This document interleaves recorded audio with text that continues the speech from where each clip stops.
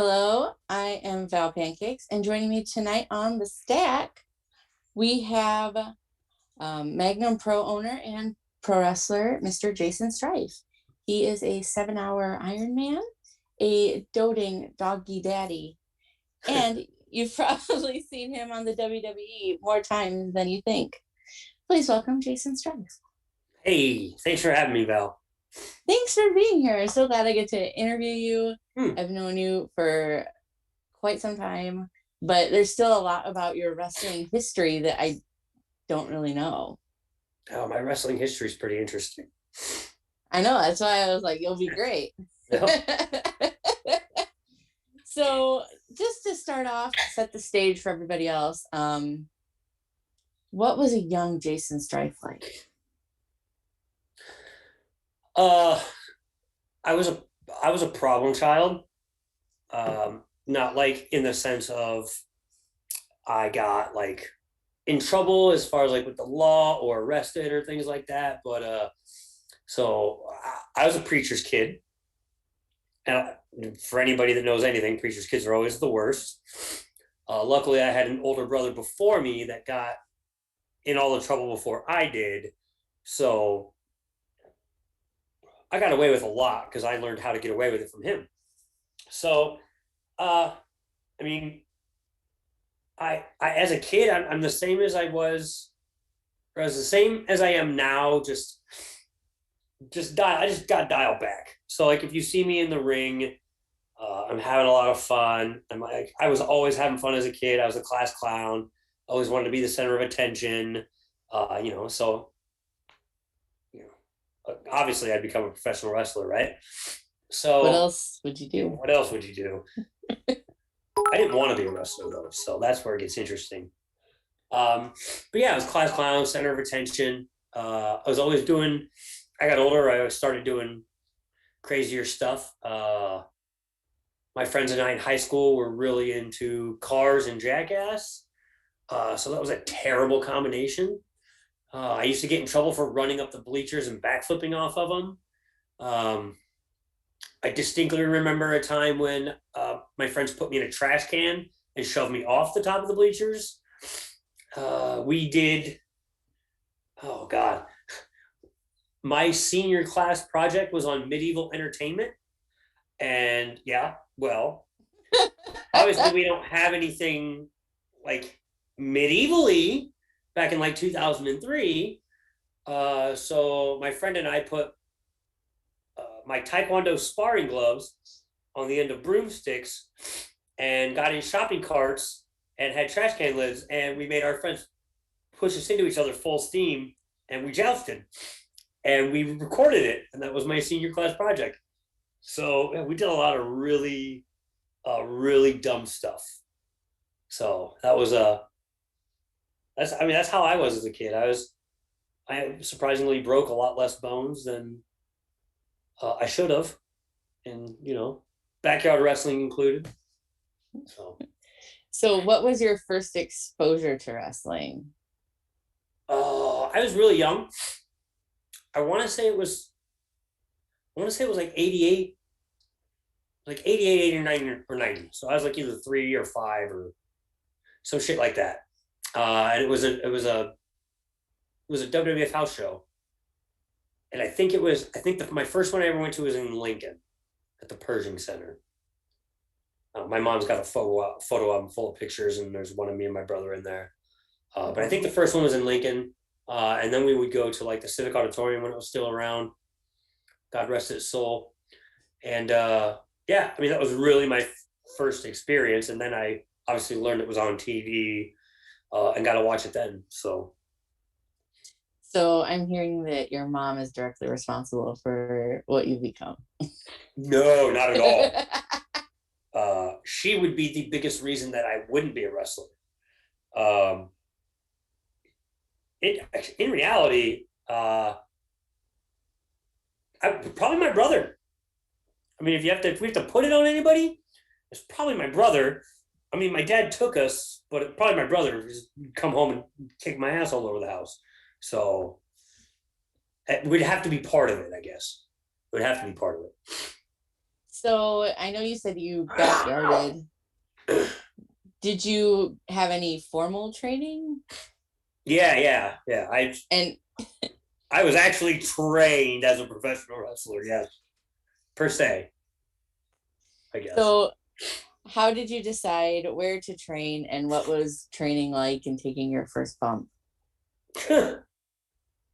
uh,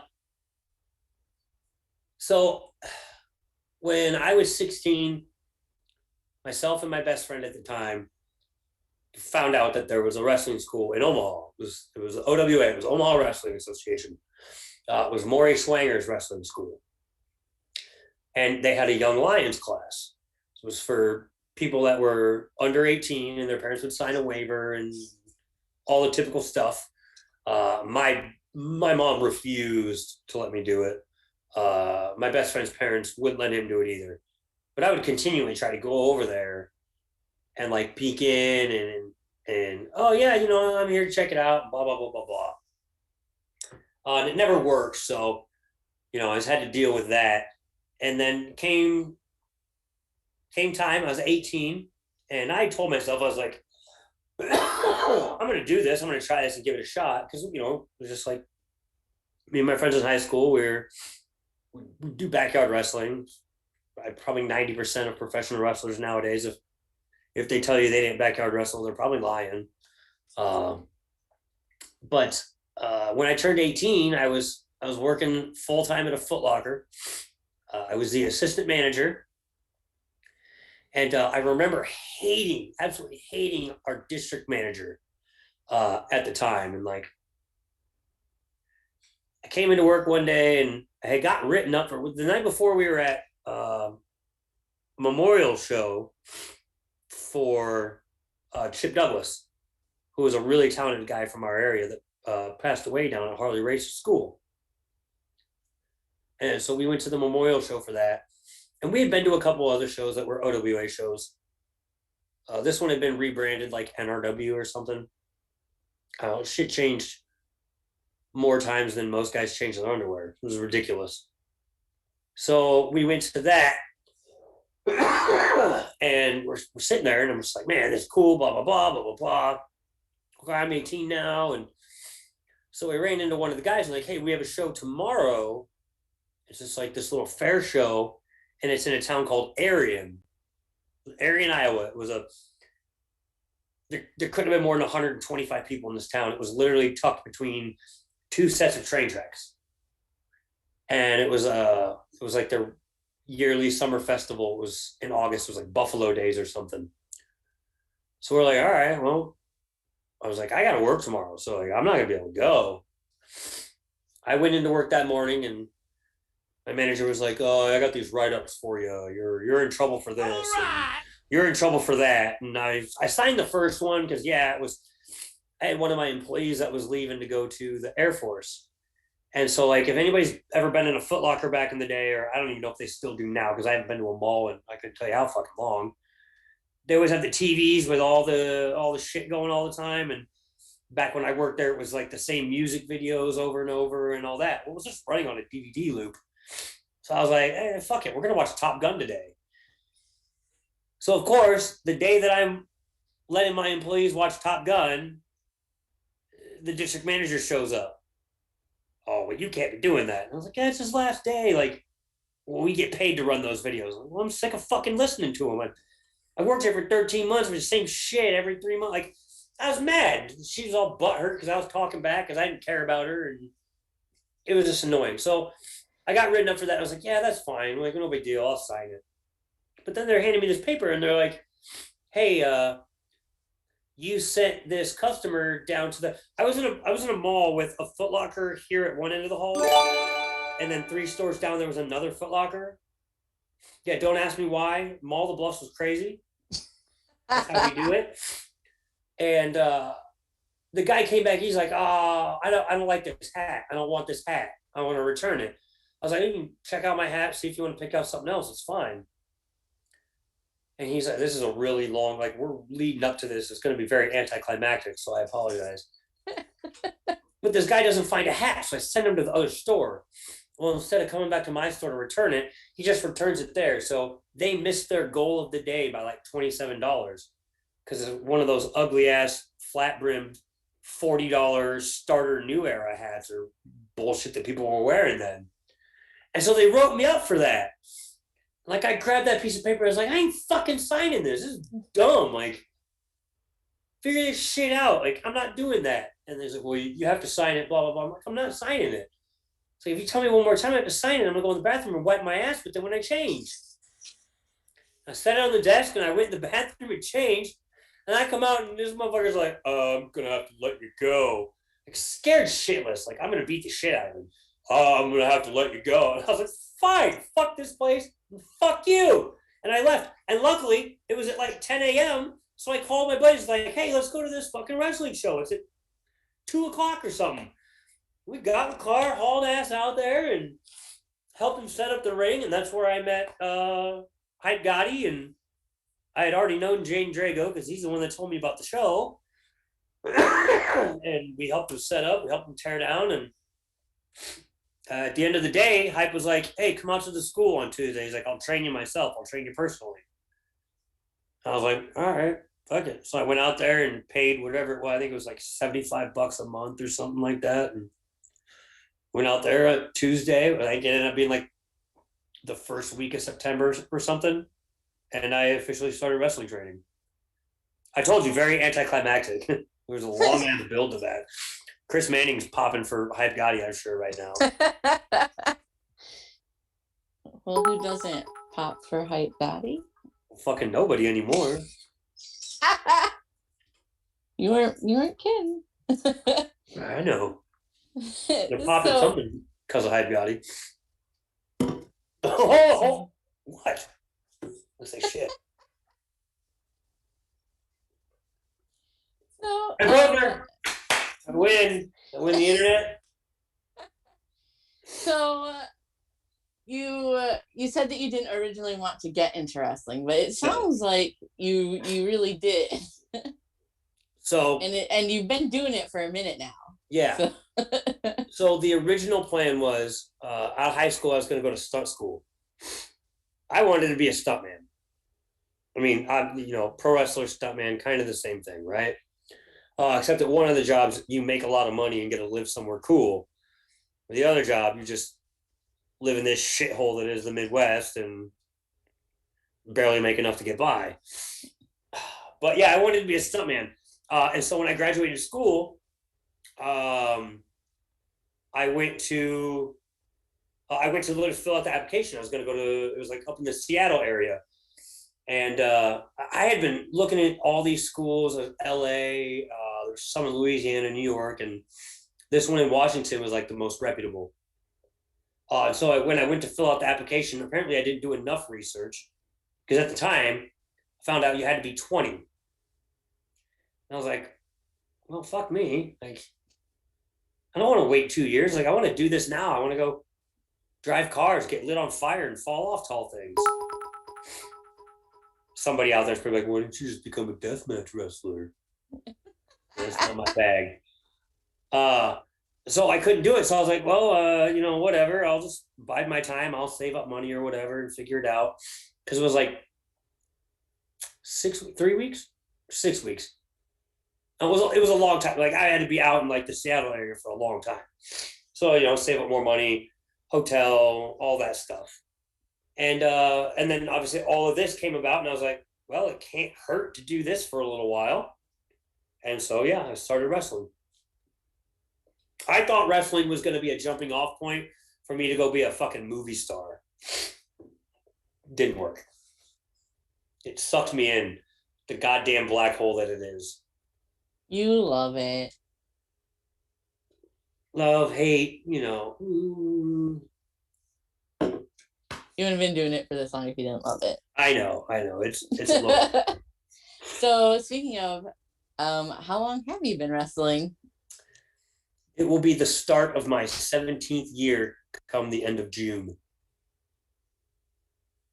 And what, like I said, when we first started, I have known you for a while, but even I don't know your full wrestling history. I know that you were out in California for a while. I know you've wrestled overseas. Yep. So Like my run it down for everyone else. so obviously like my official debut was like the end of June 2004. I had just had a botched hernia surgery that I had recovered from. And actually wasn't supposed to wrestle for like another 4 weeks, but I was like, oh fuck it, I'm fine, I'll do it anyways. So I had my first match with the fucking nice old bandage on my abdomen and everything, wore a t-shirt. Like I was like super skinny fat when I was 100 and oh god, I don't know, like 163 pounds or something like that. And I just looked like shit. So I wore a customized t-shirt because at that time, I think around that time I was working with one of my trainers at his dad's t-shirt shop, Jim Speary's T-Tops and Crossroads, and God rest his soul. I wouldn't Magnum wouldn't be as successful as it is if it wasn't for everything I learned from Jim. Jim was a fucking great man. So if there's one good thing that came of training with Jaden, it was getting to spend a lot of time with his old man. So I was wearing customized t-shirt, and then I had some fucking Jordan basketball shorts that have my name on the side. Like everything that I hate about indie wrestling right now. Like I was. So you would hate yourself. I would beat my own fucking ass 10 times over if I sent myself footage now. Like I would be like, I'm gonna find you. Like I'd be Liam Neeson. I'm gonna find you. I have a particular set of skills. Like, it was terrible. But I went out there. We did the match. It was at the time the guy's name was Cousin Skeeter. Wrestles now as Joey Daniels. We had a fun little match. Me and Joey have always had decent chemistry. We've always had just fine little matches every time we've ever wrestled. So he's a good cat. It's good to see him still clicking along. So June of 2004, I had that match, and then started wrestling for PCW in Sioux City, Iowa. And I started up there and started kind of meeting some more people. Actually, our senior referee, like whatever you want to call him now, my referee correspondent for Magnum, Mason, was the guy that ran that. I got to meet a lot of interesting people, got to work a lot of fun people, made a ton of connections there. Really took that place for granted. I look back at stuff now, and like I tell my students now, like even the places that might be like your fuck off places where you go and try new things and do stuff like that. Like you can't take that stuff for granted. Like I look back now, there's so many things I could have learned earlier on if I paid more attention. But I was young and I could do cool shit, so I was pretty arrogant. Which if there's any aspiring wrestlers watching now, keep your fucking attitude and ego in check. Because I'll be the first motherfucker to call you out on it now. But that hurt me a lot when I was younger. And I'm one of the people that can admit it. Like I know I didn't ever essentially have anybody put me in my place on it, and I wish I would have. But I lost a lot of opportunities because of it, so that sucked. But it started out there, and then started out there, and I was going and going. I was meeting people. I got asked to go down to work for it was NWA Central States. I think it was before. I think they even inevitably transferred over to just like Central States Wrestling. But I remember it was NWA Central States, and I was scheduled to go down and wrestle my trainer Hype Gotti because they were trying to look at Hype for a spot on their shows. I went down there and blew him out of the water, and I got the spot on the shows. It was Showtime Darian Sanders that set that up. Inevitably, they told me that later. And like, I didn't know, like, I was just like, oh, cool. I get a booking in Kansas. Like, yeah, this will be cool. Sure.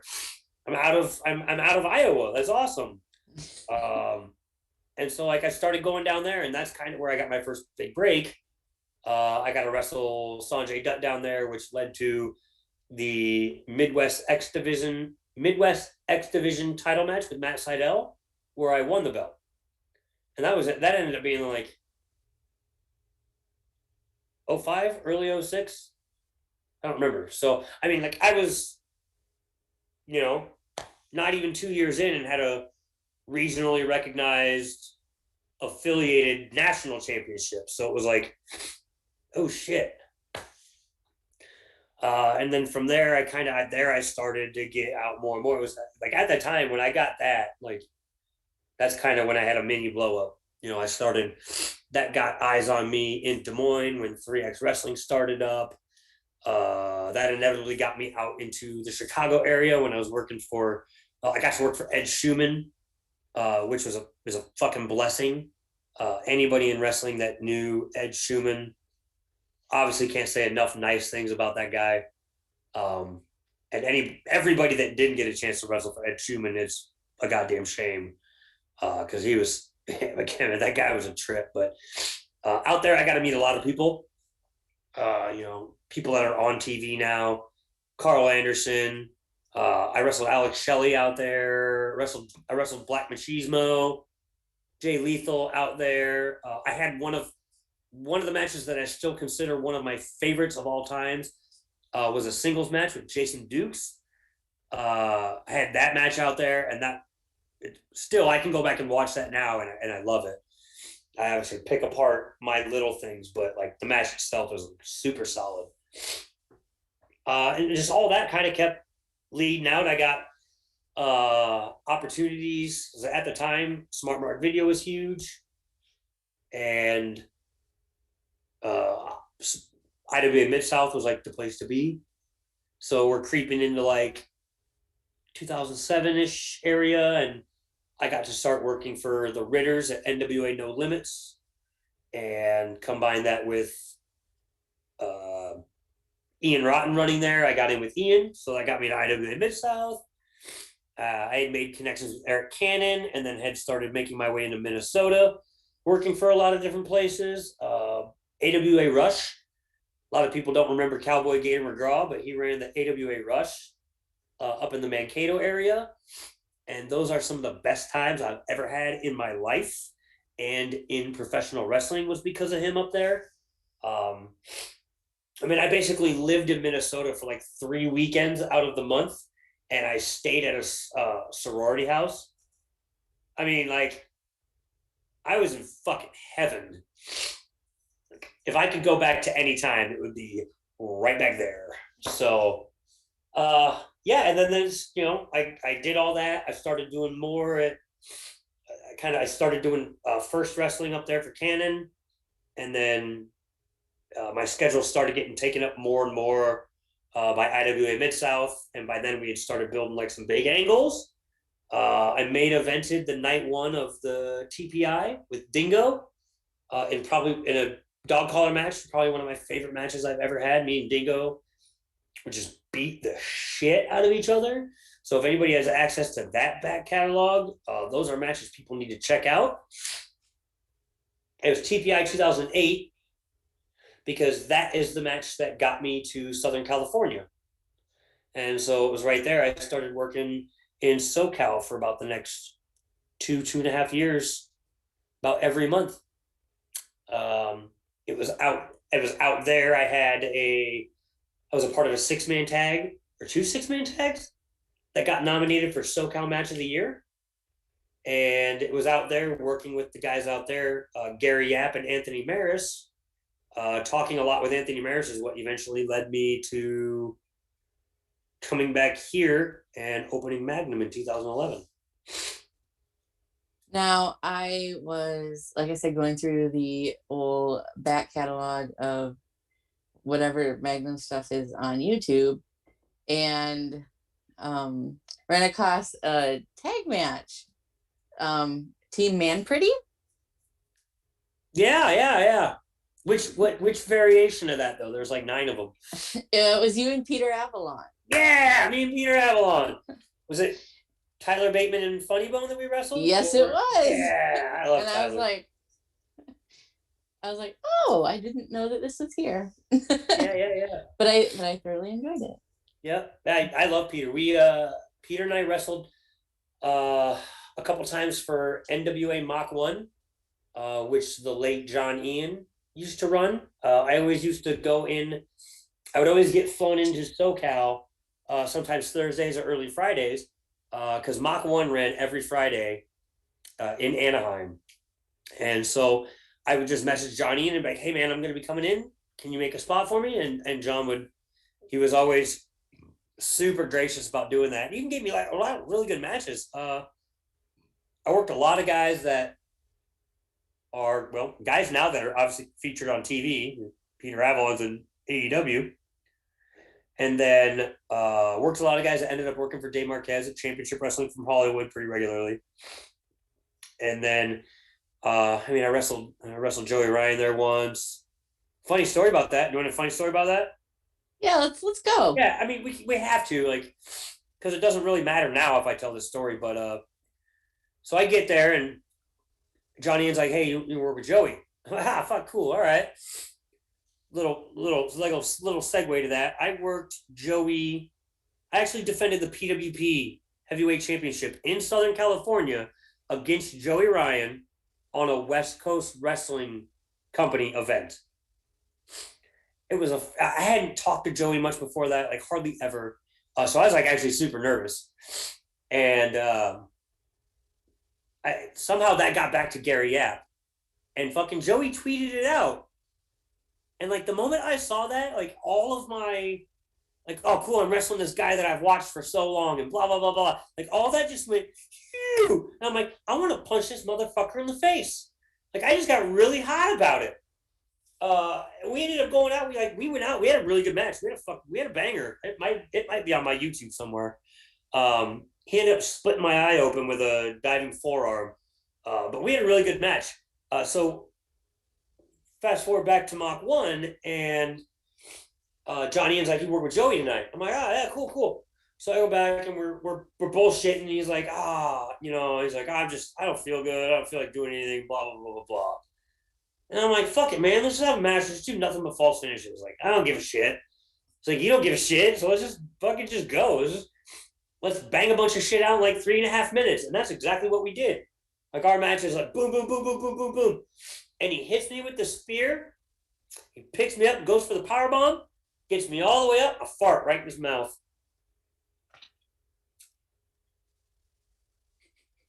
Yes. I farted in Joey Ryan's mouth. Nobody put that out on fucking Twitter, because as much as everybody hates Joey, that should make me a fucking king now, right? Like, yes, Jaysin Strife farted in Joey Ryan's mouth. It was never talked about. Nothing was ever said. We just went on, we finished the match, and he's like, oh, it was great, thanks, blah. I'm like, yeah, man. Whole time in the back of my head, first thing I do is I find my buddy Anthony. I'm like, I farted in that motherfucker's mouth. He goes, good. Obviously, you look back at it now, everybody's like, yeah, you should have just shit in it. Like, yeah, that's how all that kind of came about. And I got to wrestle at the time at one of the Inokis was running in Japan. They were running IGF is what it was called.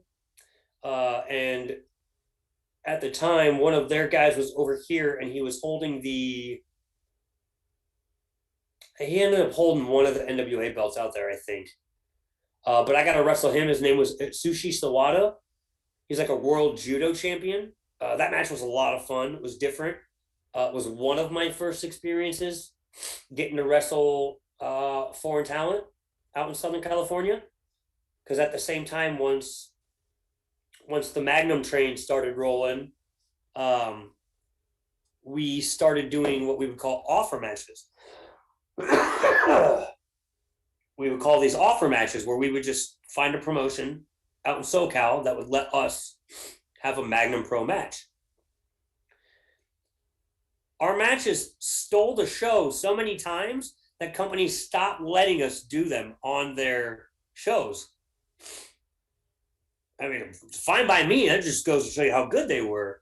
But because of that, I got to work with Ryan Taylor, who's now Tyler Rust on NXT, and Akira Tozawa, who I've wrestled multiple times now at this point. So a lot of cool stuff came from my time in Southern California. I even wrestled one of the Young Bucks out there. I don't know if footage still exists. I think it was. Hold on, I got to remember him. Who's got the dark hair? Is that Matt? Might be. Who's the jacked one of the two of the Bucks? Somebody in the I'm comments gonna tell us. I was gonna say I honestly don't know, so I'm really hoping somebody in chat can help us out there. I should know this, but I the jacked up one of the two wrestled wrestled a different guy on the show for the title of sexiest man in Epic War, I think is what it was. And but the joke is the other guy that I think the other guy's name was like Biggie Biggs. Yeah, I miss those guys. So that would have been we had Nick. We would have had Nick in a four-way. It was a four-way elimination match because I remember it because it was the week that Masawa died. So Tyler Bateman and I were throwing fucking elbows like they were going out of style that night. I remember that. And Nick wanted to get eliminated first, obviously, because he didn't want to be in the match. He's like, I just want all you guys to super kick me at the same time. Again, sheer irony how that works out, So, yeah, I remember. Yeah, I wrestled Scorpio Sky at Mach 1, and footage of that was on my camcorder that got stolen, and I'm pissed because it was a really, really, really good match. Same thing with LA Knight on NXT now. That was Sean Rickers. I got to wrestle him at Mach 1. He actually took a spot that we used and has actually and used it like a lot, even at his time like during Impact and stuff. So, innovator. So, what brought you back here with the Magnum brand? Do you want the story as to why it was created? Is that what we're looking for here, or why you came back with it? Like what made you want to start your own company or run a company especially out of here with shitty wrestling companies that already existed here, and not being, it's not a big wrestling area. No. So like what made you? Well, it used to be a big wrestling area, so why couldn't it be a big wrestling area again?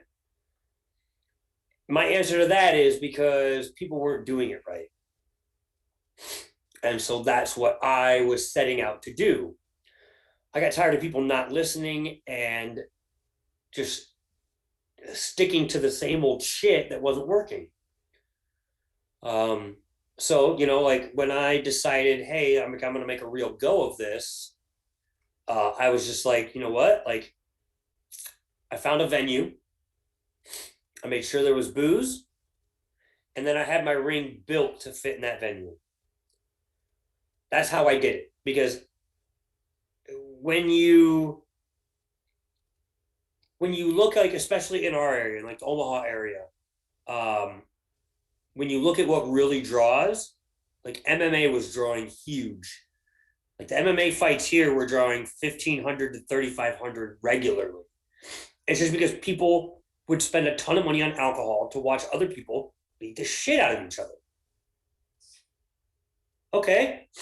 Well, I'll tell you what, I certainly like wrestling a lot more when I'm drinking. So there has to be alcohol where I'm going to run shows. I mean, I went so far as to when the venue I was in wasn't good enough anymore, I went to another venue and basically gave alcohol away to continue to entice people to be at the shows. I did it smart and I made a lot of money doing it, but that's a different side of things because I'm not giving away my business secrets.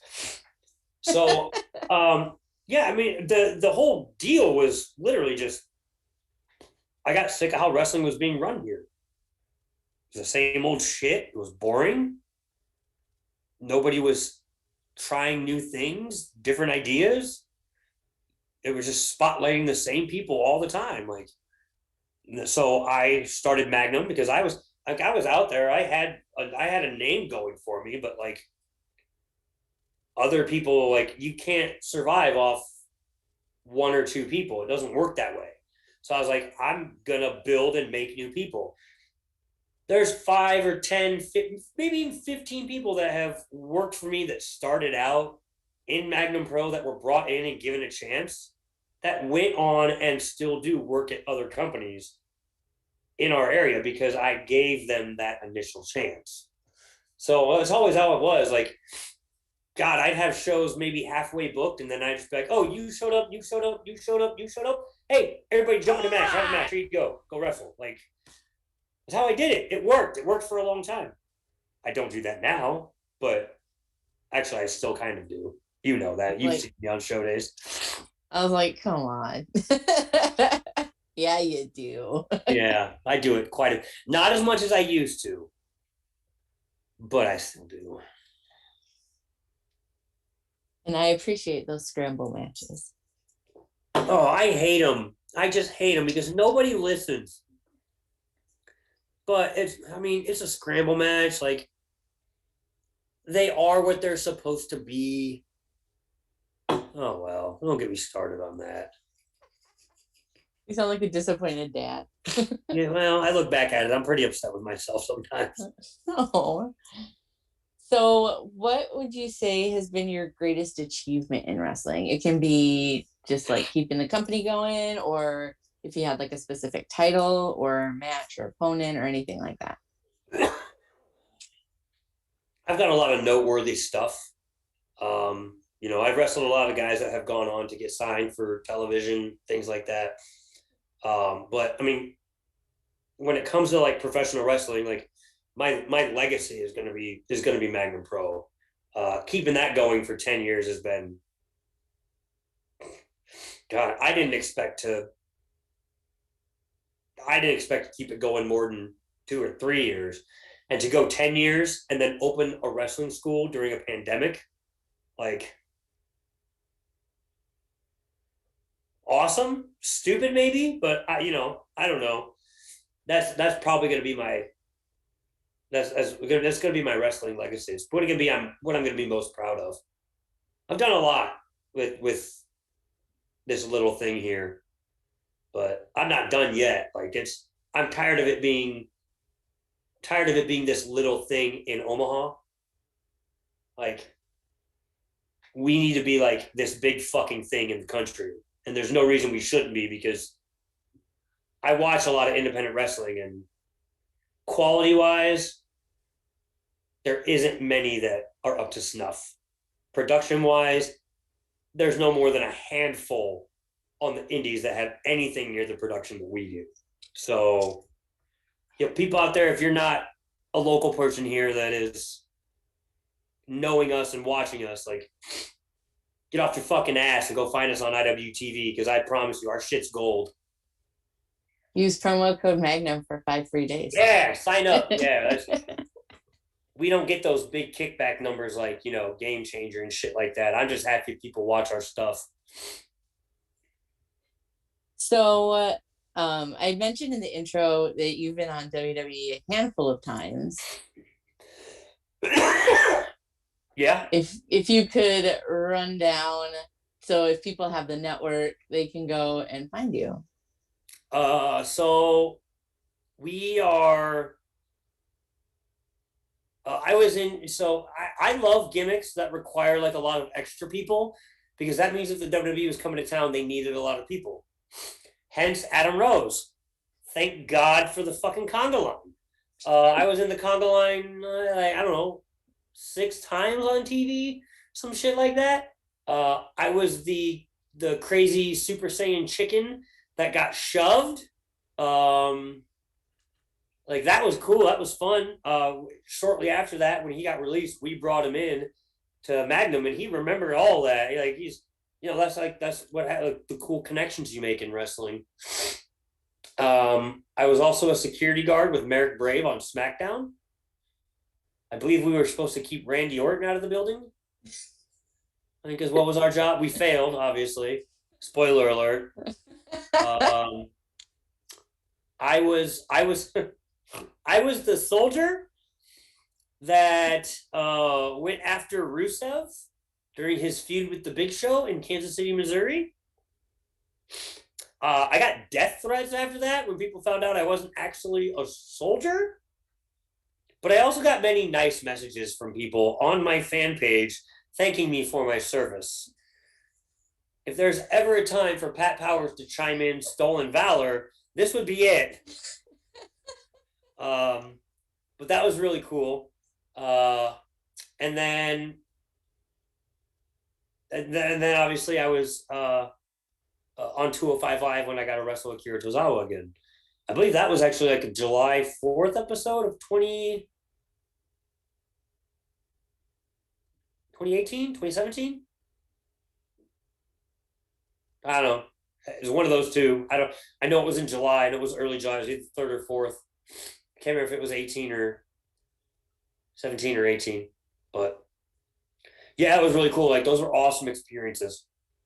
Awesome experiences. So, what has been the greatest obstacle that you have overcome in wrestling to this point?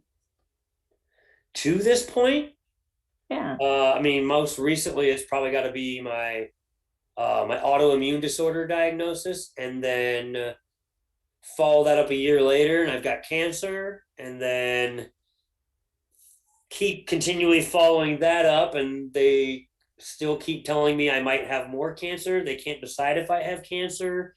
I mean, I see 8 different specialists. I take a shit ton of medication. I have weekly transfusions, but yet I'm in the best shape of my life right now. I'm wrestling better than 90% of fucking indie wrestlers out there right now. I'm still going it. So if there's anything, like it's that. It's I don't know how I keep going. My dad and my mom are baffled by how I keep going, but fuck it, I'm still going.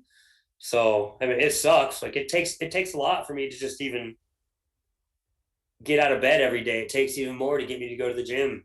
It takes 10 times more of that just to get me to show up at Magnum Patreon tapings, 20 times more to get me out of the building to or get me out of my house to go to a wrestling booking. But I'm doing it.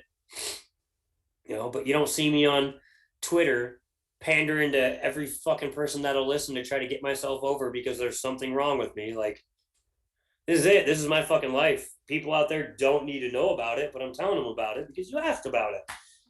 So You could have said anything. You could have said well, living but I'm here. telling you what it is. Like, you know that. I'm a straight shooter. I tell it like it is. I say what I feel. So it's all good. I'm still here. I'm still kicking. So, I know that you are the 7-hour Iron Man. I talk about all my California stuff and I blow over setting a record. So if you could maybe mention that and tell us how that all came about. Yeah. So Gary Yap had this crazy idea.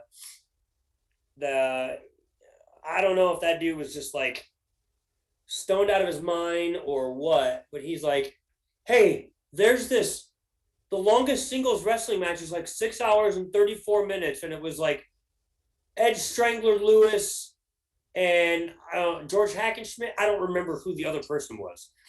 And I don't mean that in like an offensive way. I just don't remember. I just remember Edge Strangler Lewis and 6 hours and like 34 minutes. And he's like, we should do a 6 hour and 35-minute match. I'm like, that's dumb. Just round the fuck up. Do 7 hours. Like, I said it jokingly because like I was just like, whatever. I wasn't even supposed to be in it. I was not originally planned to be in that match. But what happened is there was an open spot at PWG and a ton of fucking SoCal people were gunning for me to get the spot at PWG. And I remember it, and I'm going to put myself on blast here. I remember it, and they put Willie Mack in the spot instead, and I fucking blew up. Like I blew up on Twitter. I remember it's one of the reasons I don't have Twitter anymore because I got a fucking bad anger management problem. So that kind of just fucked me on that front. and my phone rings, and he's like, Gary, I gotta have you in that 7 hour match. You're gonna do it with Johnny Suave. If anybody looks back at the time and the matches I've had with Johnny Suave in Southern California, I actually knocked his tooth out of his mouth. And then the promoter went back. It wasn't even the promoter, actually. I think it was Gary, put a slow-mo of it, of me kneeing him, and he didn't cover for it properly. And you just see the tooth go, poo. And he slows it down, and you just watch it fall. So we all had a good laugh about that, because it wasn't my fault. I'm a good wrestler. And he's like, I'm gonna have you got to do this match. 7 hours. You think you can do it? And I'm just like, I remember sitting in my car and I'm like, fuck it, man, whatever. Like, fine. So we're going through all this stuff, and it's supposed to be Johnny Suave, and I think it was like 3 weeks before Suave bailed or something. And so then I get Rockstar Cordova. Nice guy. Rockstar's nice guy. He's great. But he's one of those guys who's like, I've been wrestling, and this was 2011, 2012. I actually have the footage. I have to finish putting it together so I can upload it to IWTV. So the whole 7 hour match is going to be available on IWTV soon. By soon, I mean like, I don't know, 2-3 months, because I'm lazy. Unless anybody out there wants to handle all that for me, it's literally just clipping everything together. But so I get Rockstar Cordova, and it's again like this is 2011, 2012. Well, I've been wrestling for like 10 years. The guy's been wrestling for like 10 years, but he's had 15 matches. Like, you're not really a 10-year veteran. You're a 15 match veteran, you know? Like, at that point, up leading up till then, I had 10 to 15 times more matches than him, obviously, because I had been wrestling all over at that point. It was a lot more than 10 or 15 times. But I digress. So now I have to take this guy, and I've got to wrestle him for 7 hours. Like, that's not something like wrestlers nowadays want to fucking go over all their stuff. They want to put everything together. They want to flip, flop, and fly, and whatever else, and yada yada yada yakety schmackety. No, I'm gonna work a 45-minute fucking headlock. Like, that's what I'm gonna do. Like, I've got to wrestle for 7 hours. The whole time that this guy books this, he has people wait. Oh no, I got it. This gets even better. Stop. I got to backtrack a little bit. This is supposed to be like a gigantic charity event. So he's supposed to have this big gigantic hall in Reseda. I guess Reseda, not Reseda. Temecula. He's supposed to have like this community hall rented out for the whole day and all this jazz. People are going to be able to come and go as they please, and so on and so forth. He fails on all fronts. So they put the fucking ring up in his side yard. We are in the side yard with his turtles. I have to dodge turtle shit to get to the ring. Now, this was in like January. SoCal isn't always hot. So by the end of the match, I'm putting clothes back on because it's like 53 degrees. But he has people waiting in the wings. And I didn't see this until after the fact, but he's like asking all these people, like, they're not even going to make it 2 hours. Oh, they might make it 3. Oh, one guy was optimistic and was like 4.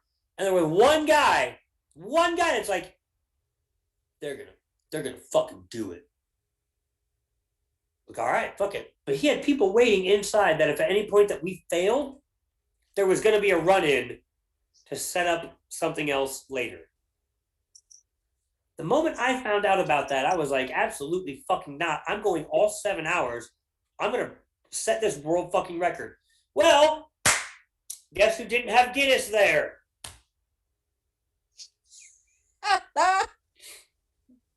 He contacted Guinness, but then never officially ended up setting everything up. He's like, well, I can just send him the footage afterwards. I don't think he ever did. But we made it. I went 7 hours. I went 7 hours and my body just shut off. I remember crawling into a bathtub and I just laid there and everything stopped working. I was like, fuck. Like I just started shaking. Like the whole, so it's an Iron Man match. You get pinned, there's like a 60-second break. This guy was running into the fucking bathroom all the time and all this shit. Like we played all this shit up. Like if you ran inside and tried to take a shit, there'd be a fucking count to count him out. Like it's interesting to watch, but it's 7 hours. But I also know I'm an entertainer, so like I'm doing live commentary on the match in the match. I'm telling I'm telling everybody watching my life story as we're wrestling. At one point, I get to the point where I'm just countering moves, talking about the fact that I have 2 college degrees, so I'm really smart. Like, I'm just trying to entertain people, like, because people stayed the whole 7 hours. Like, the fact that there are people that watched me act like a fucking doofus for 7 hours is astounding to me. But I did it. I had them hooked. I kept them there. And yeah, like that's a pretty. I used to brag about that all the time, and it's just like, how can people not give a shit about that? But the moment somebody goes 60 minutes, or most recently 2 hours, and they're like king fucking dingaling, like, cool, 2 hours.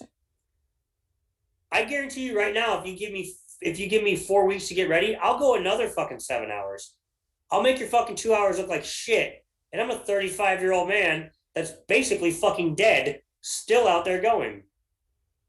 Is that an open challenge? Here's the thing. Somebody's gonna have to pay me a lot of money to do it. I'm still owed money from the other one. So, but I would do it again. If somebody wants to book it, I'll do it. Heard it here first. So, moving on to just kind of more fun topics, I guess. Yeah. What was not fun about 7 hours, Val? Huh? That was an interesting story. That was a great story. I asked about it because I knew that it would be. Yeah, you haven't. I don't think I've ever seen it. You haven't even touched on road stories or anything yet. Oh, that's exactly where I'm going. Yeah, actually. I got some road stories for you. I know you do. So before we hit that, when you travel, what do you like to listen to, or what music like gets you hyped before your matches? Like when I travel, or like when I'm on the road, or when I'm somewhere else, like getting ready to wrestle? Both. Okay. I used to fall asleep in the car a lot. Shout out to Donnie Pepper Cricket. He's probably the only reason I'm still alive. But ironically, now I'm the guy that stays awake. I don't get it. I'm old and broken. I should be asleep 5 minutes once the car starts, but I'm not.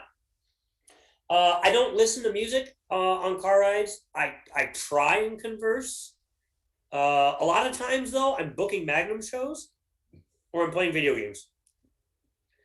I have a PlayStation Vita. I play Chrono Trigger all the time. I love it. I can replay it. I can beat it and replay it right away. It's like my favorite game of all time. So I do that a lot. I'm also not one of those people that I don't listen to music to get hyped. Like, this isn't an MMA fight.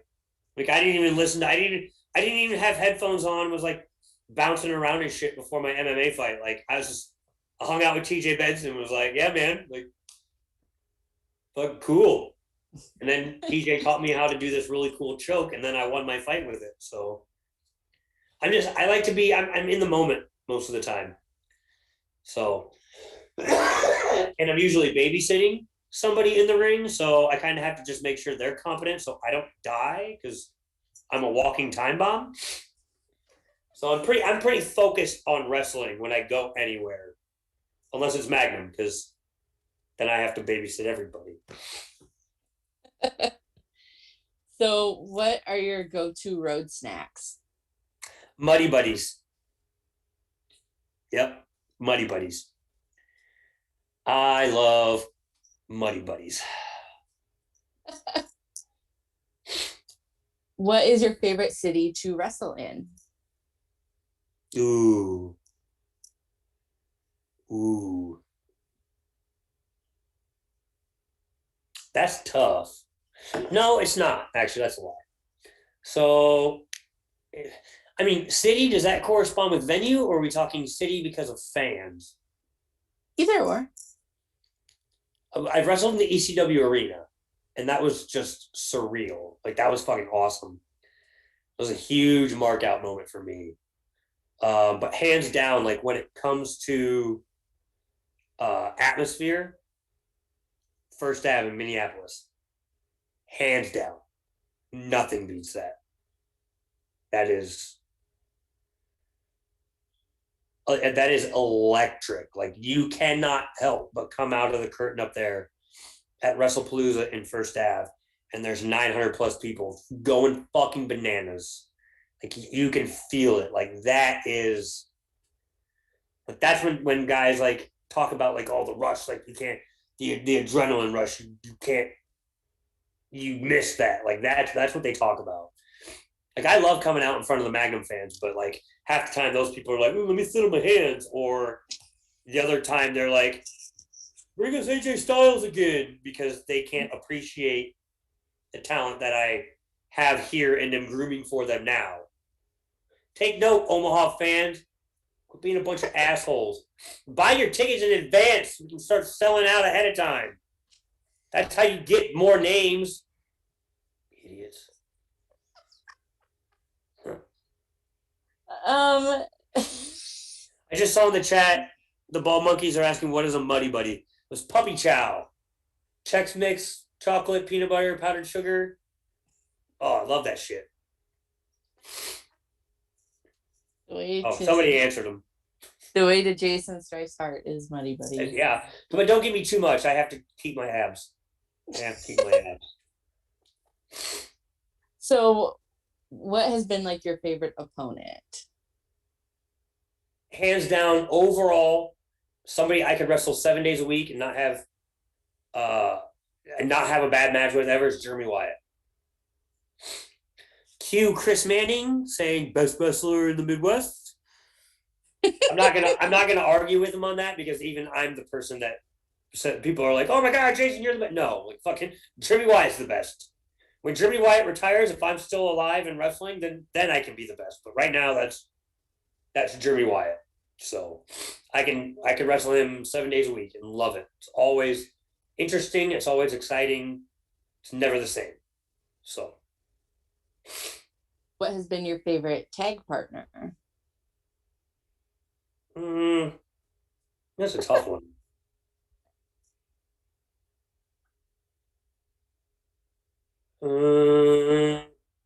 Or like what would be somebody you would like to tag with if you have? Well, again, that's another question. Like it's like, shit. I mean, if it's somebody that I would like to tag with, I mean, there's possibilities are endless. Like, you know what though? In reality, I'm not a big tag wrestler. Yeah, I'm not a big tag wrestler. Like, I just don't. I feel like I'm the type of wrestler that can mesh well with anybody. But let's put it in perspective. If we could take like 2006, 2007 Jaysin Strife and put him with AJ Styles, like we would be like the brother Styles because we would look identical. If you think I'm lying, go back and look at like AJ from TNA and find my early pictures. I assure you, every time somebody would come up to me and be, anybody ever tell you look like AJ Styles? I'm like, oh no, it's so fucking original. Like, so like that would be cool if it was like, in retrospect, but I'm not a big tag wrestling fan. So what is your favorite move to take and what is your favorite move to give? Shiny Wizard all day, baby. Knocking motherfuckers out. It's my favorite one to give. Favorite one to take? None of them. They hurt. This is an awful question, Val. Everything hurts. Well, what hurts the least? What hurts? Or There what is looks nothing the that hurts the coolest? least. Um, that hurts the least. What's my favorite? My favorite move to take is the one that I can counter. You know what? I really enjoy when big guys give me clotheslines because I can flip, flop, and fly all over the place. Usually make them look pretty good. I actually, ironic, and there's people that are going to be surprised by this, but like, I love to bump. I will bump my fucking ass off. Anybody that's ever seen me do the Candido spot in person, I will. I have out bumped people giving me moves with my pants down. So if you're ever with me at a bar show and I'm like, oh, Candido, you better be ready to run your ass off because I'm going to bump and feed like a motherfucker. So, and the whole time my ass is going to be out. I did that at WXW in Germany and hit Marty Skrull in the face with my bare asshole, and I got a "you sick fuck" chant. Yeah, I should have hit him with my bare asshole again. I don't like Marty Skrull, so fuck him. So what would be now, like Jaysin Strife today, what would be your dream match? Like if you could wrestle anybody at the next Magnum show, March 20th, who would you pick? Yeah, Bryan Danielson. Daniel Bryan, whatever. All right. I almost, funny story about that. Remember the first time he got released from WWE? Mm-hmm. He was out on the indies taking bookings for $1,000. And we were trying to book him in SoCal for a Magnum match against me. And the date never lined up. I was fucking furious. So now we're to like the good portion of this time together where we hit road stories. Oh shit! And feel free to obscure anybody's name if you need to. Oh yeah, I'll protect the boys. No, I won't. You're all on fucking. You told me you were gonna shoot tonight. Yeah, everybody and all those bullshit things you used to do. The Ab and Dick connection coming at you. Telling that story about the Ab and Dick connection does not do it justice. You had to have been there. But yep. David Clark and Michael Monsoon, the Ab and Dick connection. Tiny apartment in Iowa City after a 30-pack of beer 30. It was $10.99 for a 30-pack of the shittiest beer I've ever had in my life, and we drank them all. So, like, I know that you have a wealth of road stories. Yeah. What do you want to? I mean, what do you want to know about? Like debauchery, us almost dying. Yes. Smoking pot with Ian Rotten and Too Cold Scorpio. That's one I always forget about, and I'll fucking love. I'll tell that one. Sure. Pretty straightforward. I mean, I was dating a girl at the time, and I think it was just me, her, and Donnie in the car, and we did an IWA show, and then Donnie had to go back and do a CEW show. I think it was. It was something like that. It was like IWA, CEW, IWA. It was like I think it was 3 shows. I think it was a Friday, Saturday, Sunday deal. And so like Donnie was gone, and yeah, because it was Friday. We did the Friday show. Donnie left to go do the Saturday show. Her and I stayed back and rode around with Dingo and Michael Elgin and Ethan Page all day. We just went to the mall. Like we just fucked off. We just did dumb shit. So on and so forth. And we did the show that night. We all ended up back at the hotel. Too Cold was on that loop. And so it ended up being me, Elgin, Mickey, Knuckles, Ian Rotten, and Too Cold Scorpio in Ian's hotel room. And we were all hanging out, having a good time. And I think Elgin was trying to get with Mickey at the time. But like Ian was like not letting that happen.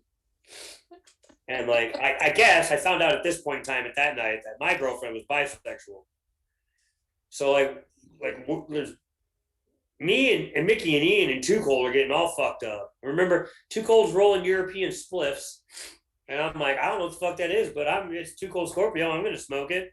They could have had that shit laced with LSD for all I know. I wouldn't have cared.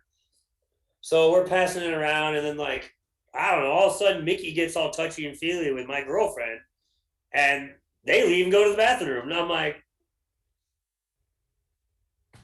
fuck me. Like, what the fuck? So I'm still just hanging out. At that point, Elgin leaves, goes back to the I just call it the boys' room because there was like 12 of us in it. And he goes back there. So I'm just hanging out with Ian and Too Cold. And they're talking about ECW, getting high.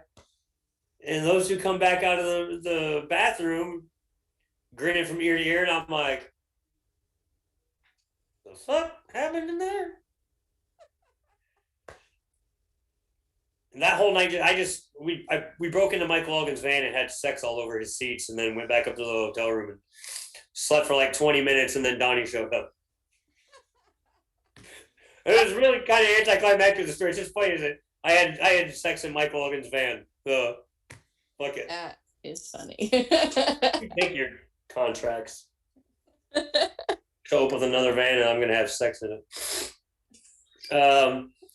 I can tell you a funny story about Donnie Pepper Cricket and his ability to sleep through anything. Yeah. That was the night I almost killed us. We were driving back from an IWA show, and Donnie was in the backseat asleep. We had good old Moonshine Darren with us. I was driving, and somebody was in the back with Donnie. I don't remember who. I'm sure he'll pipe in and tell everybody. But we're going along, and I started driving, and it was going out to IWA along I-80. There was always this place. There was a truck stop. There was a little diner, and then there was a place called the Tiki Motel. If you've ever driven along I-80, if you don't remember the fucking Tiki Motel, then you haven't lived. I think it's in Illinois. So I think it's past the world's biggest truck stop, in between the edge of Iowa and fucking Joliet, or whatever goddamn Illinois town Ian was running at the time. Probably Joliet. So we're probably like 10 miles out from there, and I fell asleep at the wheel. And I mean, like, asleep at the wheel. And Darren starts yelling and wakes me up, and we're already in the ditch. And, like, I'm hitting the rumble strips, and I remember grabbing the wheel, and I'm just like, fuck, and I get control and get us back on the road. Everybody in the car, wide the fuck awake. I might have shit my pants, I don't know. Donnie in the backseat, sawing fucking logs like you wouldn't fucking believe. And I'm just driving.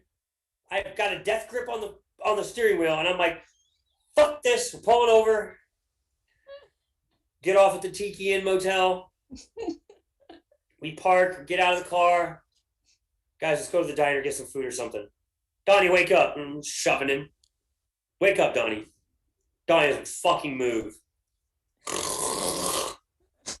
Doesn't fucking move. We're just shoving him. Donnie says it might have been Dave. No, it was Donnie. Oh, no. Dave maybe was with us. Yeah. But Donnie was fucking dead ass asleep. And I mean dead ass asleep. So we go eat. And I'm like, guys, I'm not fucking driving anymore. Let's just get a fucking room. So that's what we did. We split the room. We're fucking hitting Donnie. Wake up, Donnie. We're going in the room. Fucking, let's go in the room, Donnie. Donnie's going, I'm punching. I'm fucking punching Donnie hard at this point to get him to wake up. Motherfucker just no sells. Just dead ass. All right. It's like, fuck it. My phone rings at like 6 a.m. What room are you guys in? He finally wakes up. What room are you guys in? Oh, the one that's right in front of you. And I turned off my phone.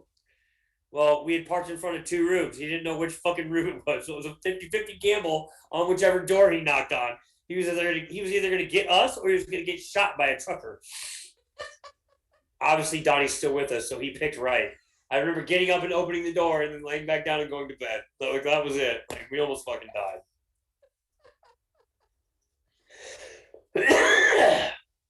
Oh, I'm trying to think So if there's anything else. I don't know. Like I've had a lot. We drove 26 hours to Chikara's Young Lions Cup. I drove 6 hours up to Minnesota to meet Eric Cannon, Darren Corbin, and Ryan Cruz.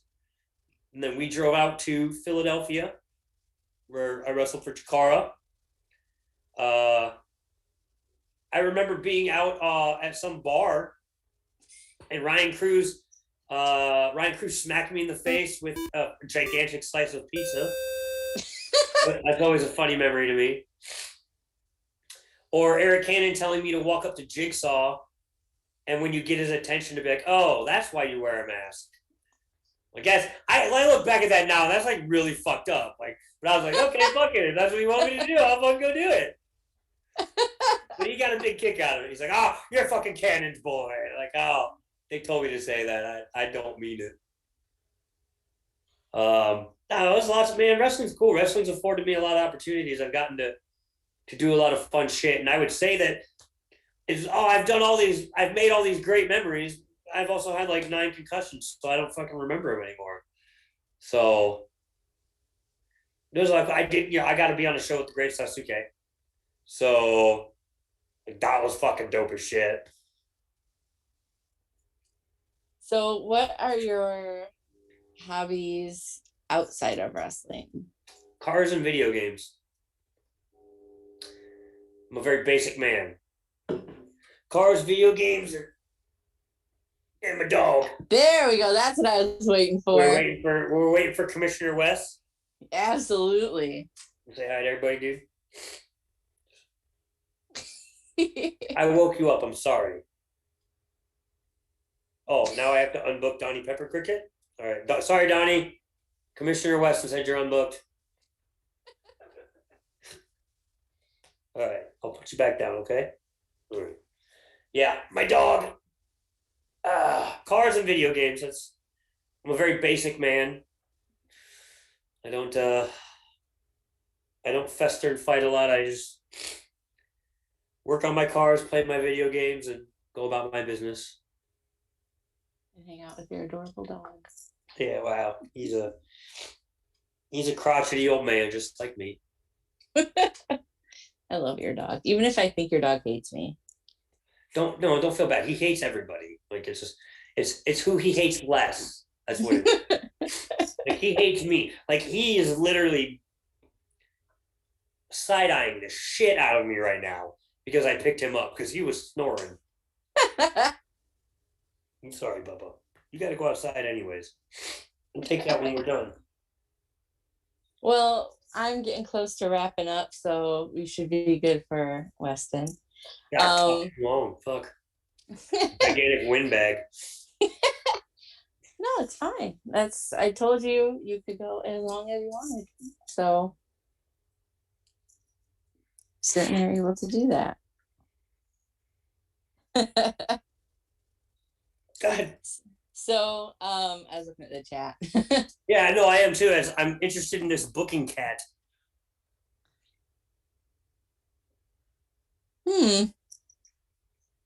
Apparently Action has a booking cat.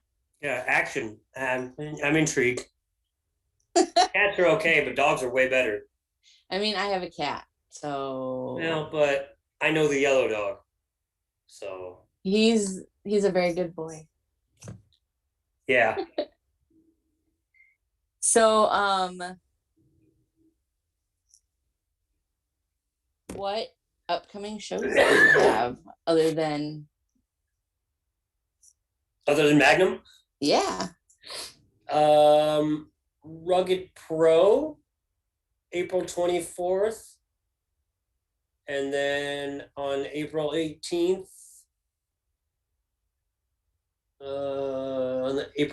the Yellow Dog will be at LWE in Trainer, Iowa. Rugged Pros in Marshalltown, Iowa. And I did just get booked the other day for Homegrown Wrestling. Oh, where's that out of? Was in Warren, Illinois. So that'll be interesting. I've been trying to make my way back out east for a while. So I literally hadn't been in like the Chicago area, Illinois, or anything, and God, it's been years. So I was pretty excited when he hit me up the other day. So that'll be fun. Any promoters And out there listening, I can travel. I do have a valid passport, so just throwing that out there. so where can people find you? Facebook, that's it. I don't have Twitter. We've discussed this. I hate Twitter. Twitter is toxic garbage, and I can't stand it. I mean, I love Twitter, but Well, we're different people. yeah. So what would you tell a 10-year-old you? Like, knowing what you know now, if you could go back and have a conversation with a younger version of yourself, what would you tell yourself? Save your money. Go to stunt school. I see. Are these people asking? What do you get? People asking questions in here? Singlet, trunks, or pants, and why? Is that one of them? Is that one of them weird questions? Like, just DM me that if you want. I'm trying to find that in the chat and I don't know where it is. It's Vic Sage, 66. Okay, I see that now. All right. I've worn trunks and I've worn tights. And realistically, I prefer my tights over my trunks. I don't know. It all depends on how I'm feeling that day. Wrestlers have the worst body dysmorphia. So, but I also have more spandex in my house than I have normal clothes. Boy, I have You have so much gear. I have 6 fucking totes in my house full of gear. So, if anybody wants that ring worn stuff, like washed or not, I don't care. Hit me up. If you're paying, I'm selling. Yes, Twitter is a cesspool. I can't stand Twitter so much. And I'm not a King Kong or a Godzilla guy. Sorry. I just see somebody asking that. Yes, Yeah. Why do I need to explain Jackie Chan? Like, Jackie Chan's my idol. I'll tell you a little story. You want to hear something? I don't want to say it's candid, but it's like my confidence level in the talent available today is like very minimal. So like everybody always talks about like people that have gimmicks in professional wrestling, gimmicks and everything like that. Like charismatic canine yellow dog, that's a solid gimmick. Like gimmicks are over, it's cool, right? Jaysin Strife has never had a gimmick. Like Jaysin Strife is the gimmick. The gimmick is the name. Like Dasher Hatfield goes by a very good professional wrestler, right? That's all Jaysin Strife has always been. Like Jaysin Strife has always just been a good fucking wrestler and a pretty entertaining guy. But I've always said that if I could be the Jackie Chan of professional wrestling, I would be. Here's the thing with that. I want to find competent talent that could hang in the ring if I were to do that. You can put me in front of any Jackie Chan movie available and I can pick apart and see and know what's happening with every single fight scene that happens on the screen. I've been watching Jackie Chan movies since I was in like junior high. Like that's my shit. Like the guy's my idol. He's been my idol. And so I've always wanted to take that physical comedy and bring it into the physical comedy and the action and bring it into my professional wrestling matches. But there is nobody out there that can hang. Now there's guys out there that think they can hang, and I'm not going to name names, but they look like absolute dog shit and they need to fucking stop. The closest thing to ever come to what I want to emulate and it be done well, because this is the only time I've seen it done very well, is the most fast-paced 60 seconds of professional wrestling. Do you remember the Low Key and Red match from Ring of Honor? I don't personally. I'm sorry. I'll try to find the clip and I'll try to send it to you. Yes. But they have an opening spot in their match, which people are calling like the most exciting 60 seconds of pro wrestling ever. And it's fucking great. It's put together like a believable fight scene and it's awesome. And I love that shit. And I studied that shit when it came to watching wrestling. Nobody else can replicate it. That's why the other day in the training classes, we were just talking about like who are people you would want to work and blah blah blah blah blah. One of the new guys was picking my brain. I was like, fucking low key. I want to wrestle low key. And this motherfucker looks at me and goes, "Are you what?" I'm like, "Yeah, I want to fucking wrestle low key." Right behind that, I want to wrestle red. And then right behind that, actually not even right behind that, the top person on my list that I want to wrestle that I think can pull that off with, because he's an avid Kung Fu movie fan like myself, is Jack Evans. We tried so hard to have that match happen out in SoCal, and we couldn't get it to pair up. That's a little insight into like, people always ask like, well, what's your gimmick? Well, fuck, I don't have a gimmick. But if I could do it and do it well every single time I went to the ring, because you know how high my standards are for myself when I'm in the ring. If I could do it and do it well every single time, I would be the Jackie Chan of professional wrestling. So it's a little peek into the madness that is my mind and my opinion on current professional wrestling stars. So, rounding off the night, couple questions that I ask everybody. What was that? Sorry. Oh no, you're you're on the wrong pipe. A couple questions that I kind of ask everybody. How do you take your pancakes? Wheat pancakes with chocolate chips. Fair enough. There's always my Denny's order. Man, I miss after show Denny's. I used to go to that was our SoCal retreat was Denny's. I'd eat Denny's like fucking 5 times every time I was out there. And then very important question that we do ask everybody. When it comes to an Oreo cookie, do you prefer a single stuffed Oreo or a double stuffed Oreo? Single. Yep. Single stuffed Oreo. Why? I'm offended. I'm a wrestler. And I'll eat a whole sleeve without even thinking about it. I don't want to be in the gym for that long to work off an entire sleeve of double stuff. I mean, granted, eating an entire sleeve of regular stuff Oreos isn't going to fucking make much of a difference, but single. Moderation, Val. Moderation. You've known me for a long time. Do I know anything about moderation? Oh, I don't know. Probably not. You hang out with us, so no, you don't. We don't know anything about moderation either. So is there anything else that you wanted to talk about or plug this evening? You know what? I mean, I think the guys have done a super good job on getting everybody to go out there and follow Magnum Pro on Twitter. Definitely do that. Go over to Facebook, give us a like at Magnum Wrestling. Follow us on YouTube at Magnum Wrestling. Would be even cooler. We do have a Patreon, patreon.com/Magnum Pro. Right now we've got a $5 a month tier and a $10 a month tier, but we're going to be adding some more. We are taping matches just about every week at our school for Patreon. It's just a chance for my young kids to get more work and to work with the local guys here that have been around a while, plus anybody that wants to travel in and do it.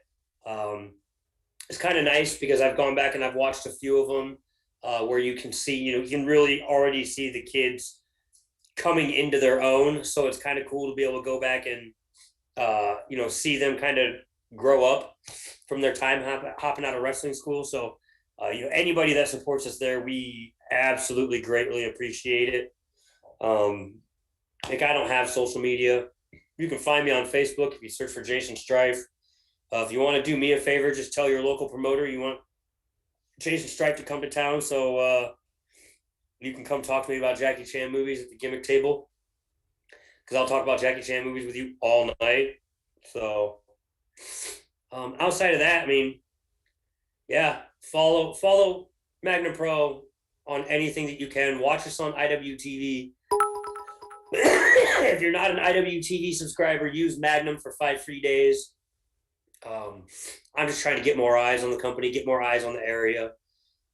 We live in just a black hole when it comes to wrestling, and it's sad because we have some of the best professional wrestlers on the planet right here in our neck of the woods, and because we don't have some super indie out here that's flying in fuckface A and dipshit B that does all the same shit you see on every fucking indie show across the planet. Like, we don't get recognized for that. Like we're professional wrestlers. Like, we tell stories, we entertain people.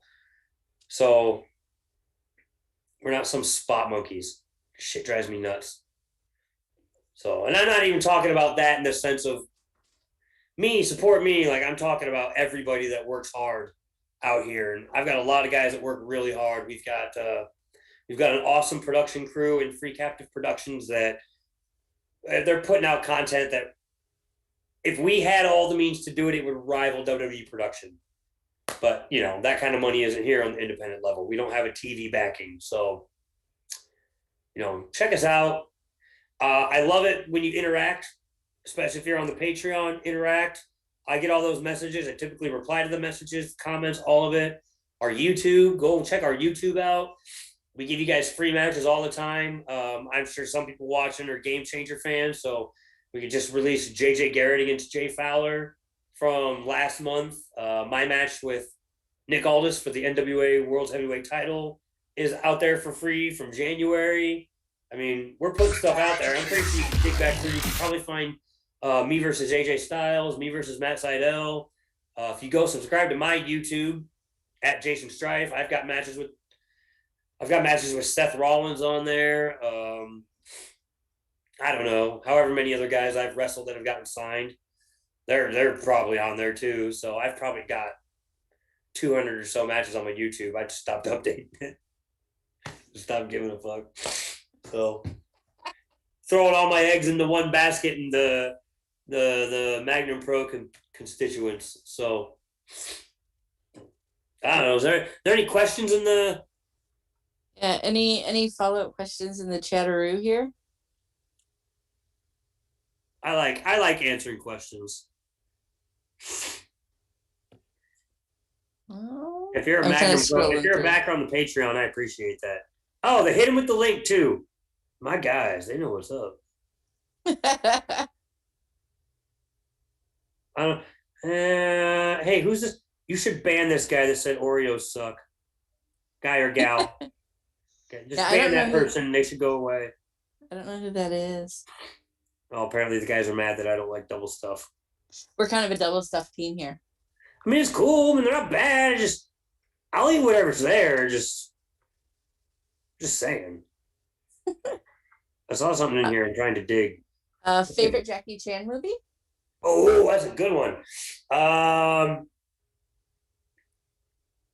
Hey, to answer that Shrek one, it's Hey Now, You're an All-Star. Time travel? Don't get me started. I'm a multiverse theory believer, so this is neither the time nor place for that. I'll make you a deal. If we can get 10 more patrons at the $10 tier, I will put out a self-titled video where I will talk about my multiverse theory, which if any of the boys that were traveling to one of Nick Dinsmore's shows in Sioux Falls were in the car, they can attest to how wacky it is. But my Jackie Chan, well, God, that's a tough one.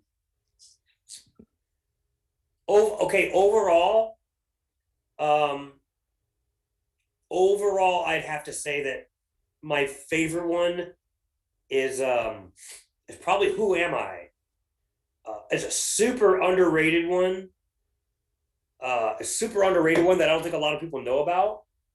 And I love it. It's got a really good car chase scene with the Evo 4, Mitsubishi Lancer Evo 4, and it's got one of the best fight scenes on the rooftop towards the end of the movie that I absolutely love because it's so dynamic and back and forth. So, can goofy gimmicks make money? Oh, I got a good answer for this. Yes, goofy gimmicks can make money. Proof of that being Orange Cassidy. But my boy, the Yellow Dog, did an Impact Wrestling tryout. Oh, should we go into that story? Yeah, I think we You should. got to cut it, or do you want to go into that story? I got time. Yeah. So my boy, the Yellow Dog, the charismatic canine, at charismatic letter K9 on Twitter. I don't know why he has a Twitter, but he's got one.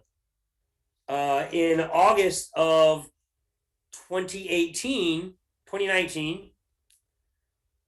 one of them, August of 2019, went out to Las Vegas and did an Impact tryout.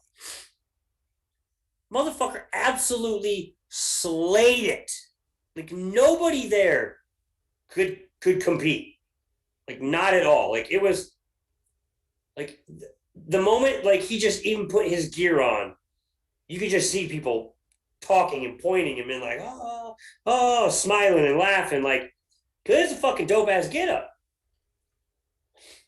Gets in the ring, does his thing, boom, boom, boom, boom, boom. Nothing but good feedback from D'Lo Brown. D'Lo Brown loves the fucking Yellow Dog. Madison Rain loves the fucking loves the Yellow Dog.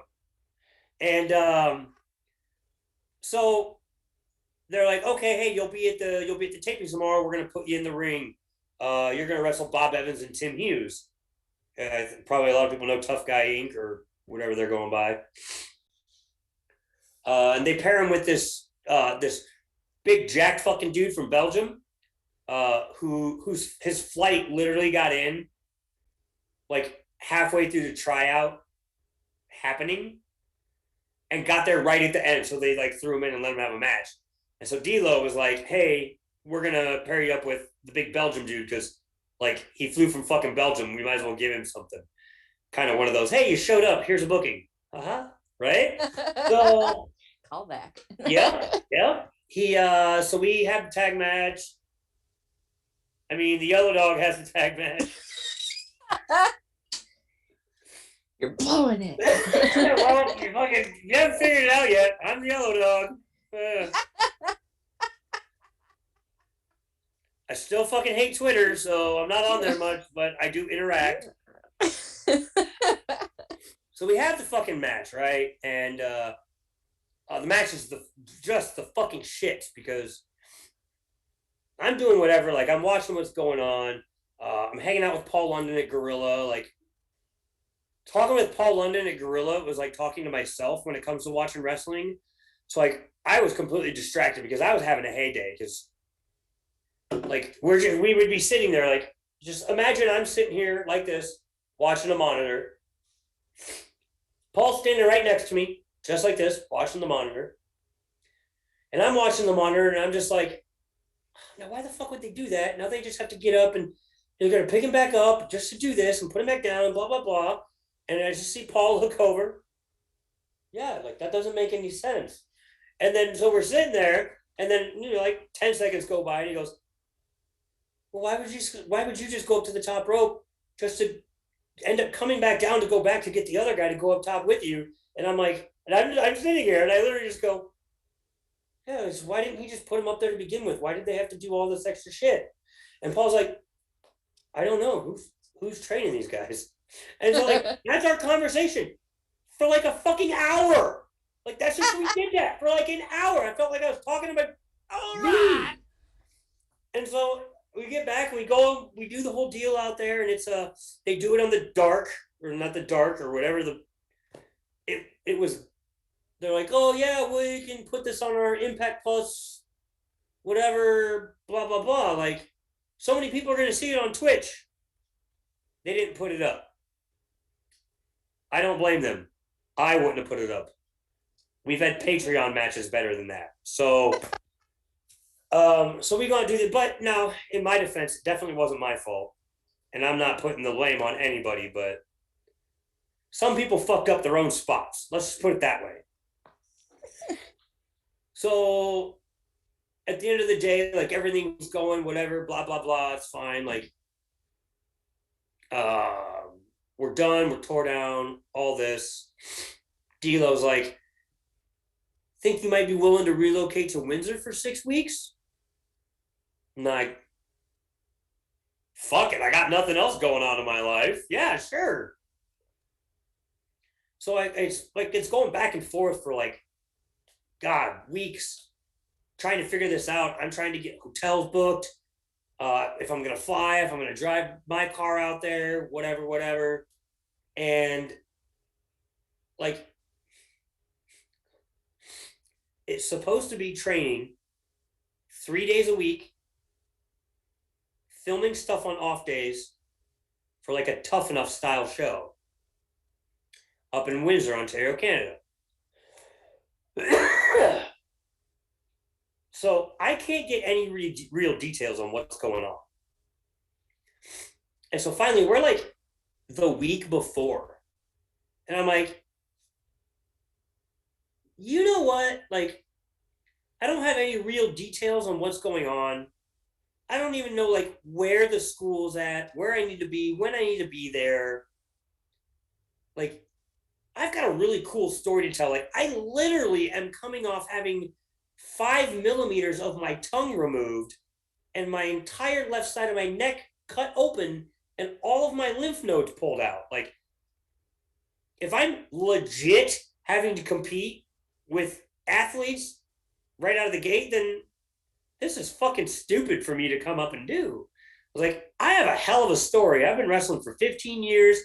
I've overcome an autoimmune disorder. I've overcome cancer. I was like, I'm not coming up there paying my own way, paying $1,500 for a hotel for 6 weeks, no details, no guarantees. I was like, I'm not coming, man. Like, my fucking story is worth more than that. And I never heard anything back. I did talk to somebody that went up there, somebody out of Sammy Callahan's camp. And he's like, yeah, they ended up doing training like 2 days a week for 3 weeks. And then just never picked anybody that was getting a contract. But then anybody that ended up going to a show with like Scott D'Amore, people ended up getting offered contracts. I don't fucking know. So it was a very long roundabout way to answer the question. Yeah, I do think goofy gimmicks can make money, but you have to know how to work and be a wrestler. Like, you can't just be like, look at me, I'm a cat that claws on the ring posts, or you know what I mean? Like, you got to be able to do shit. If I was a Disney princess, I'd be Jasmine because I'm tan. Who's the worst wrestler I've been in the ring with? Oh, fuck. I don't have enough time for that. Worst 5. I didn't team with Tough Guy Inc. I wrestled Tough Guy Inc. What'd you say? What was that? So like, which, like,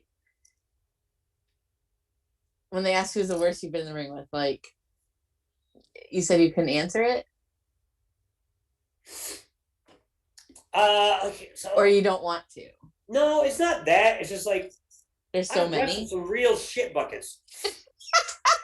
Okay. I'll give you a fucking real good one here really quick. And he's probably not the worst, but oh God, actually, you know what? I don't give a fuck. There was a guy that used to come around Des Moines all the time. No, I don't even know if I wrestled him. I don't think I wrestled him. I guess I can't say that because I haven't wrestled him. He just really sucks. So never mind. I wrestled a kid named, I can't remember his name, but it was at APW in Milo, Iowa. Altavius King. Octavius King was his name. And man, he was the shit. And like, I'm not a person. I don't take liberties with people. I don't do that. I don't fucking beat people up in the ring. I'm an asshole and a dickhead, but I'm not an asshole and a dickhead in the ring. Like, I'm very professional. But I used to do a running chop. I don't like to throw chops. I'm not somebody that throws chops all the time because I don't like them, because like when you chop somebody, who do you think of? You see a chop in a wrestling match, who do you think of, Al? Flair. Yeah. Why the fuck do I want to do something that makes you think of somebody else? That's not my job. I need to do something that makes you be like, oh fuck, that's Jaysin Strife does that. That's Jaysin Strife. That's my job. That's what I'm supposed to do. So anyways, like, this dude's like really just uncooperative in the ring anyways. He's stiff and robotic. I can't move him. So it's hard to work with him, have him cooperate. So finally we just get going and get the spot, just fucking whip him, corner chop, run, go to hit that motherfucker, and he puts his forearms up. And he's a skinny, like, this is like his fucking quad. So his fucking forearms, like, I'm like chopping these beer cans of bone. Yeah. You hit that motherfucker and you instantly, now this match is on my YouTube. You can go watch it. You have to find it. I hit this motherfucker and I just went, like, you can see my face and my demeanor visually change. That kid I did beat the shit out of. Like, he's not wrestling anymore. At one point, I had him down in the bottom turnbuckle, and I fucking super kicked his face so hard, the whole ring moved. Now, everything was safe. I didn't hurt him. Don't yawn. Never. I'm tired too, but I just know I'm going to go to bed and my roommate's going to show up and I'm going to be awake. It's going to be stupid. Like, you can see it. I kick him and the fucking camera catches it and the whole ring just fucking moves.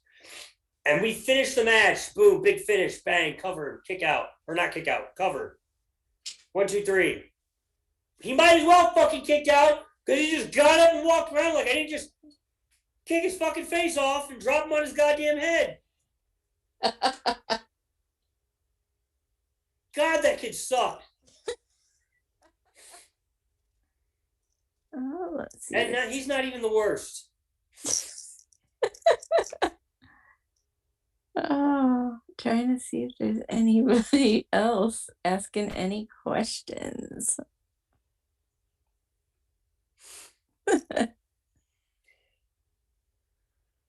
Well, I think that looks about all from the chat. Okay, good. Don't ask anymore. I gotta take my dog outside. Favorite puns? No, I don't do puns. No, you're not that kind of guy. No, I'm not very punny. Well, on that note, I will let you attend to your adorable pup. Yeah, this has been The Stack. I'm Val Pancakes, and this has been Jaysin Strife. You can see his work on Magnum Pro. The next Magnum Pro event is March 20th. Yep. And what? Quick plug. We're not going to do iPay-per-views anymore, except for maybe the big shows. But we are going to offer a Patreon tier that will give you a link to every, like, you'll automatically get a live stream for every event that we have the capability to do it on, even the ones that we aren't releasing to the public. So check that out. That should be updated this week. I'm in the process of working that out with Free Captive as far as how to do it through Patreon. So people can stop buying the link and sharing it with people, and we get 15 buys and 300 views because people are assholes. You know, if 300 people bought our fucking live stream, we could probably afford to bring in all those doofuses you people like that aren't any good. They just pander to you on Twitter. I like people that pander to me on Twitter. It's fine. Damn it, Val. Stop it.